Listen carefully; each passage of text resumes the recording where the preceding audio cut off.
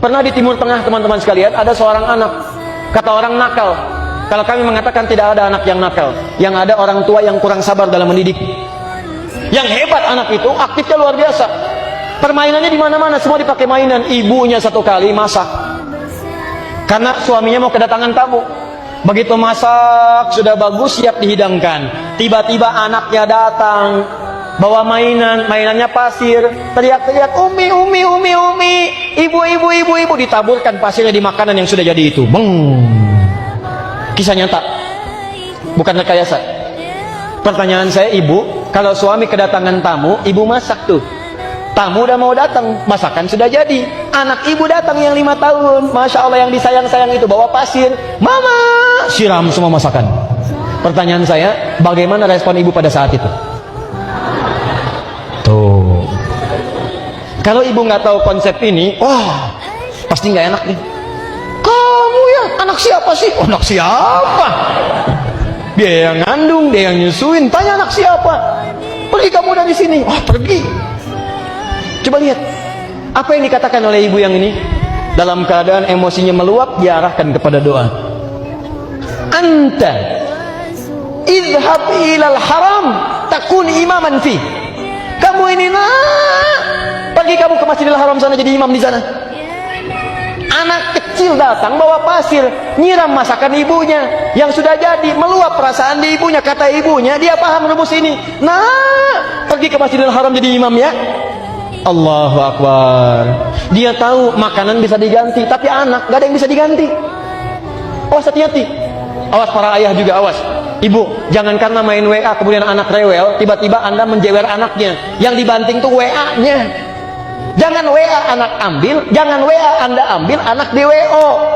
Bukan Anda jewer anaknya, handphone yang dibanting. Karena tugas Anda kepada anak lebih penting dibandingkan tugas Anda WA-an. Balik sini. Jadi imam di sana ya. Apa yang terjadi? Kemudian hari anak itu benar-benar jadi imam di Masjidil Haram. Bahkan sekarang beliau ketua dewa imam di 2 masjid suci, Masjidil Haram dan Masjid Nabawi. Dialah Syekh Abdurrahman As-Sudais. Ibu tuh doa. Yang kedua, saya tutup. Tenang Bu ya, ini masih ada 3 poin lagi ya. Kita simpan dulu. Yang kedua, berdoa dengan bahasa yang menyentuh. Dalam Al-Quran itu setiap doa selalu diungkapkan dengan kalimat yang menyentuh. Sedangkan Allah Maha Perasa. Sedangkan perempuan, khususnya seorang ibu, nilai rasanya lebih kuat dibandingkan dengan laki-laki. Maka ibu cari bahasa yang menyentuh. Misal, ini kasus nyata. Saya dulu pernah mengasuh satu pesantren, kedatangan seorang ibu. Dia adukan anaknya. Ustadz, anak saya itu susah sholatnya. Sulit, ibu sudah ingatkan. Sudah. Berapa kali? Sering. Sudah Bu, ibu nggak usah ingatkan lagi. Nanti malam ini ibu bangun sholat tahajud di kamar anak ibu saat dia tertidur. Kemudian ibu berdoa kepada Allah, minta. Cara berdoanya, mohonkan kepada Allah dengan segala fungsi keibuan ibu. Katakan, ya Allah, Engkau yang menitipkan anak ini kepada saya, bukan kepada ibu yang lain.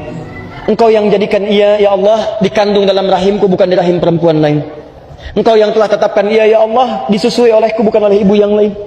Engkau yang amanahkan ia kepadaku, ya Allah, untuk aku pertanggungjawabkan di hari kiamat nanti. Maka aku mohon kepadamu di keheningan malam ini, ya Allah, berikan aku solusi dan kemudahan untuk mendidik anak itu sehingga mudah aku pertanggungjawabkan di hadapanmu, ya Rabb. Ya Allah, jangan wafatkan aku kecuali Engkau telah jadikan anak ini, ya Allah, sebagai anak yang baik dalam pandanganmu. Jangan Engkau wafatkan aku, ya Allah, kecuali Engkau telah berikan aku solusi untuk menuntaskan amanah ini, ya Rabbal Alamin. Minta hari pertama, hari kedua, nanti setelah 3 malam, coba ibu kesini lagi, apa yang terjadi? Atau apa yang terjadi? Begitu hari yang ketiga, ibu ini datang jam 7 kurang sedikit, dari kejauhan sudah mengeluarkan suara yang sangat kencang. Dia katakan, Ustaz, Masya Allah, dan tangan kanannya menggenggam 1 bungkusan nasi uduk pagi-pagi. Ibu kenapa ceria sekali? Anak saya sudah sholat Ustaz 3 hari. Kok bisa? Saya bilang. Ternyata di malam yang ketiga itu dia bangun, dia peluk ibunya. Rupanya saat ibunya berdoa di malam pertama, mendengar terisak-terisakan tangisan, dia mulai tersadar, tapi sambil malas-malas dia tiduran. Hari kedua mendengar tangisan isakan, dia mulai menyentuh kepada hatinya. Hari ketiga begitu terisak, dia turun dari kasurnya, dia peluk ibundanya, dia minta maaf, dia cium kakinya. Maafkan saya ma, maafkan saya ma, saya dengar doa mama. Saya nggak sholat itu bukan karena nggak sholat, tapi bukankah mama juga sekarang baru sholat? Bukankah ayah begitu sibuk tak pernah ngajak saya sholat dan sebagainya? Keluar kemudian unek-uneknya, keluar kalimat-kalimatnya, tapi kalimat ibu yang menyentuh itu menyentuh ke dalam sanubarinya. Dia katakan, saya berjanji hari ini saya akan sholat. Begitu dia katakan sudah sholat, lalu minta santri untuk mengajarkan. Kami khususkan satu orang santri mengajar. Apa yang terjadi? Sholatnya bagus, dia mulai menghafal Quran. Bahkan sejak saya pamit dari pesantren itu, hafalannya sudah 2 juz. Mungkin sekarang sudah selesai hafalan Qurannya. Anda bayangkan, dari anak yang tidak pernah sholat, doa ibu yang sangat luar biasa, dengan doa itu merubah keadaan anaknya, sampai dia bukan sekedar sholat, tapi menjadi bagian dari ahli Al-Quran. Doa.